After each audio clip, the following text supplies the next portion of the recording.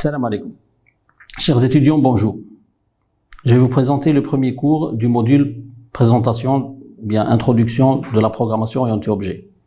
Je m'appelle Monsieur Mayata, chargé de cours au niveau de la faculté d'informatique à l'USTHB. Donc, dans ce cours, nous allons apprendre une approche puissante pour la construction des applications. Nous allons apprendre à développer des compétences nécessaires pour le développement des applications un peu modernes. Nous allons, pour ce faire, construire les nouvelles connaissances sur les connaissances que vous aviez déjà appris au niveau du module de algorithmique 1 en première année. En première année, dans le module d'algorithmique, vous avez été introduit à la notion de données sous forme de variables ou de constantes, qui sont de type simple, telles que int ou double, ou bien de type un peu plus complexe, telles que les structures de données, notamment les arrays, strings, ou bien même les records. Vous avez été également introduit à la notion d'instruction. Il s'agit du traitement, qu'on a plusieurs types. Le premier, c'est les input-output, tels que read, write, etc. Ou bien les expressions conditionnelles, if then else, ou bien le switch case. Ou bien sûr, les boucles, telles que la boucle for ou la boucle while. Et vous avez également appris à englober plusieurs instructions dans ce qu'on appelle les procédures ou les fonctions. En fait, ce que vous avez vu en première année est catégorisé comme le paradigme de programmation procédurale. Dans la programmation procédurale, nous avons deux composants principaux. Le premier composant, c'est les données.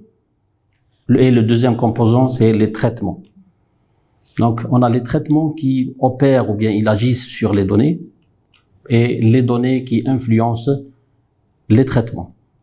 Donc, le fait que dans le contexte procédural, donc ce qui caractérise le contexte procédural, c'est le fait que ces deux composants soient séparés. Prenons donc un exemple. Imaginez que l'on veuille calculer la surface d'un rectangle. Donc, on va pouvoir le faire dans le paradigme de la programmation procédurale à travers ce bout de code. Il s'agit donc de deux variables, largeur et longueur, et une fonction qui calcule la surface. Donc, il s'agit simplement de la production, ou bien la multiplication de L et W. Si on observe ce code bien, on va se rendre compte qu'il s'agit de trois principaux défauts. Donc, ce code, principalement, il manque de sémantique. Si on demande à quelqu'un de nous décrire ce code, on lui demande que fait ce code, il va simplement répondre, il s'agit de la multiplication de deux variables. Alors que le contexte original était le calcul de la surface du rectangle. Donc, en second lieu, les données ne sont pas connectées. Rien ne nous assure que L et W représentent la longueur et la largeur du même rectangle. Et idem pour le traitement, qui est le calcul de la surface. Il peut s'agir seulement de la multiplication de deux entiers ou bien de deux doubles. Ce qui nous pousse à poser la question, existe-t-il une meilleure approche, une approche dans laquelle on peut entretenir l'aspect sémantique? Ce qui a donné naissance à la programmation orientée-objet. Donc, dans la programmation orientée-objet, nous regroupons les données et les traitements d'une même entité dans le même endroit.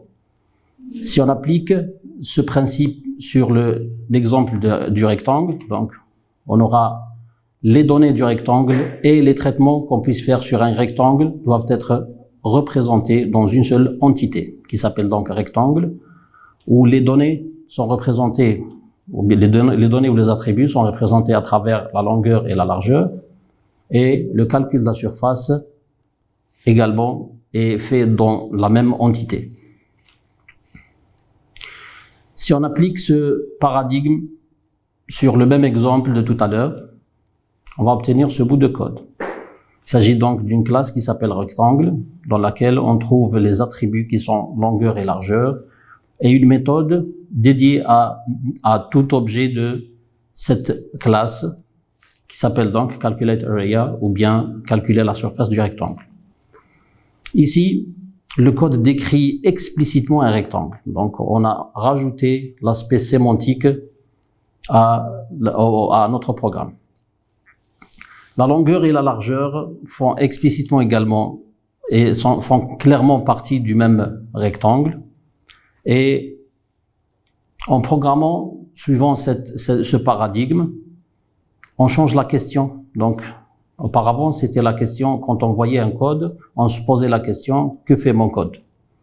Mais en adaptant ce nouveau paradigme, la question va être donc de quoi parle-t-on? Ce qui va améliorer énormément le code au niveau de maintenabilité, au niveau de lisibilité et au niveau de réutilisabilité. La programmation orientée objet est basée sur 4 principaux piliers. Ce sont donc l'abstraction, l'encapsulation, l'héritage et le polymorphisme, qui vont faire partie de prochaines séquences vidéo. Merci beaucoup.